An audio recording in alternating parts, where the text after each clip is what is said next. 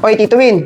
Ginagawa mo dyan? Kakaabit ko lang ng gulong kasi napnatan to eh. Ayun, oh. Grabe Kapit naman mo. yung tools na gamit mo. Ang dami naman yan. Ang galing no, kompleto na yan. Gawa ni Kaylat yan. Tingnan mo. Yan pala yung nagtitrending na gawa ni Kaylat na tools. Oo. So maganda dito, meron siyang dual purpose wrench dyan. No? Tapos ito, yung kanyang ratchet handle. May malaki, may maliit. Tapos ayan yung mga bala niya. Ang dami. Halos kompleto yung mga bala Oo, niya, no? Size 27. Ayun oh, ang laki oh. Kaya nga eh. Panggulong ng motor, pwede. Tsaka sasakyan. Tapos tingnan mo, ang dami niyang screw. Ayun, may iba't ibang kompleto. May screw. flat na rin siya. May cross. Tapos ito, screw bit. Meron na rin screw bit? Meron yan. Allen. May Allen din siya. Grabe, may allen din siya. May Tapos- mga plies na rin?